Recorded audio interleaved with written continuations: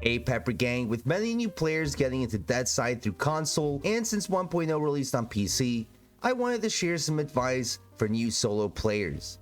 I primarily only play Deadside solo, and a lot of other survival games solo, so a lot of this advice can carry over between games. But I've been playing this game since year 1 of development.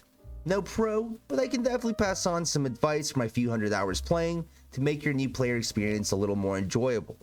If you have any questions afterwards though, swing by my live stream on Twitch, ask me there, or drop them below in the comments. But with that, let's get to it. Starting out with the most intimidating part of playing solo in any survival game, PvP. Fighting teams is tough in Deadside, simply put. Time to kill allows solos to get kills quickly, but that also works against you, making it harder to fight 3-mans and more. Now as a solo, not every battle is winnable, and with time you will learn which fights are worth taking and which aren't. So as a new player, you're going to need to be selective, especially if you like PvP in other games. You're going to jump a team, do it when they're preoccupied looting, PvEing, fighting someone else, or they're just split up doing different things. As a solo, getting a lethal first shot on a team is a must. You want to create commotion and chaos in their Discord call by using the element of surprise to drop someone. Another tip is to look for hard cover before engaging anyone.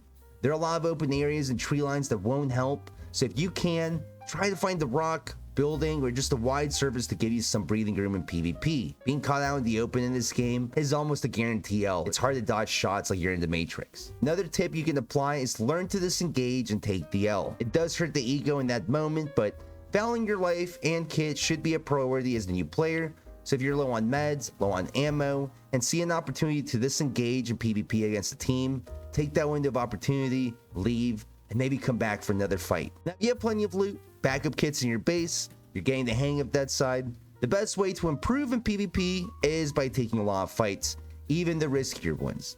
Repetition and practice make perfect, and this applies to FPS games too.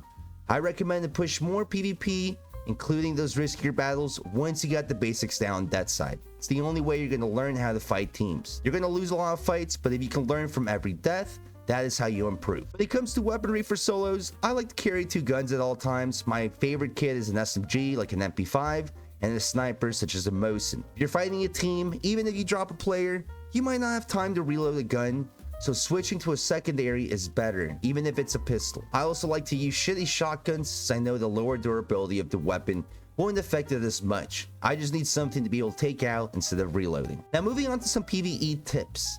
I'm not the biggest fan of doing missions in Deadside, since the AI can be wacky, a little janky, a little too accurate, but they are necessary to get dog tags and an easy way to acquire better weapons, ammo, and more.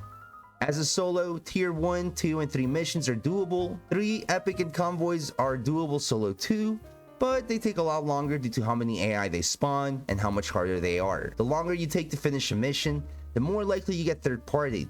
So I recommend if you want to grind missions, Tier 3 is a great happy medium for good loot, but not too hard where it's going to take too long to get third party. Most teams are going for epic missions and convoys, especially later into a wipe. But if you're getting started, just focus on that tier 1 and 2 missions. Now, to be honest, the best way to get missions done is to have people do them for you, and you clean up the very end of the missions. As a solo, you can use stealth to sneak to a mission that's being fought over, and either eliminate the players as soon as the mission is over before they loot the rewards, or knock them out when they're towards the end where there's only a couple NPCs left. I've gotten most of my mission rewards being the third party as a solo. The stealth and surprise element you get are the best advantages, so use them as often as possible. Now when it comes to lower tier AI and Deadside, you can manage to hold the same angle longer without being shot, but for tougher AI such as heli crashes, convoys, and just tougher missions, I do not recommend holding the same angles for too long. Repeat different angles and try to find spots for the AI to funnel you. The AI pathing in Deadside will have them stack up and funnel into buildings a little mindlessly, making it a little easier to take them down for missions. So once again, if you're trying to clear a tougher mission, get inside a building, use hard cover, and have the AI funnel. Last PvE tip I have is to use AI as alarm systems. The aggro range for some AI is extremely large, so they will start shooting players and yourself from insane ranges sometimes. Kind of annoying, but I have left patrols near my bases live and let them walk by because I use their shots as a way to detect players in the area. It's actually a great way to keep awareness around your base. Now moving on to base building tips. If you're brand new, just learning the basics, I do not recommend building a base right away. I recommend using the safe zone stashes to store backup kits and future construction supplies while you learn the basics and scout out a base spot. Once you feel comfortable with the game, then you can move loot out of the stashes. The way raiding is in Deadside, building one big base with all your loot inside of it is not the smartest or the safest way to play. Never building, only using safe zone stashes is the safest. The other method would be to have multiple tiny bases around the map with backup kits. But if you're like me and like having a nice cozy base with all your treasure to look at, I got some tips that can help with that type of base building. Now, the safest place to build are far west, northwest of Commence City. There are no-name POIs out there, just a lot of road loot and open space. I built a solo base out there on a vanilla official server that lasted 2 weeks without being raided. It just became a pain to go loot anything though, so if you're going to live in this part of the map, you need a vehicle to get around. Building near the airfield, northern islands, eastern bunkers, or Kamensk is where you're going to find a lot of constant PvP and a lot of PvE missions. The loose loot is best in these areas too, so people are constantly looting these areas even if the missions aren't up. So if you decide to build around here, expect a lot of foot traffic. If you build more central towards the north, you will find PvP with lesser kits typically and lower tier missions. It's more laid back living, but still lots of foot traffic. I find a lot more new players around here since the spawn zone is not too far. Now for base design itself, in Deadside, you either have to build a giant base with an insane amount of layering, doors, and traps, making it just very expensive to raid, or you can do what I do, and that is to hide small, compact bases around the map, making the most of the space inside, and I try to max out the building tiers on these bases as soon as possible. I use rocks, trees, and bushes to try to hide my bases, and I recommend not to take PvP or PvE fights near your base to not create attention. The trick to surviving solo in a small base is to never draw attention around it and going in and out of it. You want to make it seem like no one lives there. Lastly, if you're going to build, make sure you have a few hours reserved for it. Twig, logs can be eco-rated with axes, so you want to hit planks before you log off, so if anyone wants to raid you, they need explosives. I do not log off when I'm building a new base until my core is at least tier 3 now.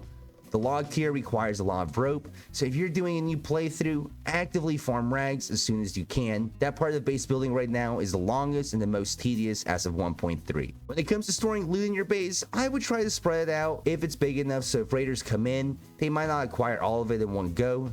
I try not to have my boxes too full of loot, so if raiders get me offline, the raid is usually not worth it. Don't overdo the hoarding as a solo, guys. Use your shit. The last section of my video is a little loot advice. To upgrade your base, you're gonna need sheet metal, lots of it, but I would never worry about looting it. Only thing you need to loot is scrap metal and rebar, because once you build a metal planer in your base, you can recycle scrap metal, turn it into sheet metal. The conversion is 1-to-1, so you can get all the sheet metal you ever need this way. You can also recycle leftover rebar, broken down weapons, and extra tools this way. The metal planer will be your best friend for upgrading your base. Now, if you go up north to Northern Islands and bring vehicle repair kits, you will find these red loot boxes. I have a whole video on this loot run if you want to check it out. These boxes spawn cameras which you can put in your base and use to see if there's enemies camping you. I love this feature. They can be scrapped for a lot of parts too. Inside these boxes, you can also loot laptops, which you are going to need at least one to be able to use your cameras inside the base. The laptops do recycle into military electronics, which you will need a shit ton for the concrete mixer. Only other way to get these parts is by going inside many military bunkers. They're quite tough and you gotta find the keys. Next tip I have is don't neglect road loot. Cars have so much crap. I find explosives, nails, fuel, clothing, weapons, and more inside cars all the time. So sometimes if I want to avoid PvP and PvE, I will take a vehicle and just farm roads for a little bit. I get so much construction loot this way. Lastly, make a workbench at your base as soon as possible so you can scrap broken down weapons and armor and use those parts to repair your gear.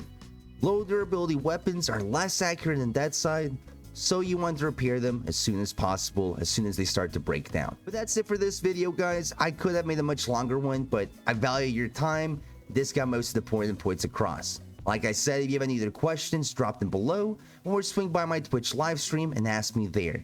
I appreciate you clicking the video. Hope it makes your new player experience more enjoyable, and I hope you have a wonderful rest of your day.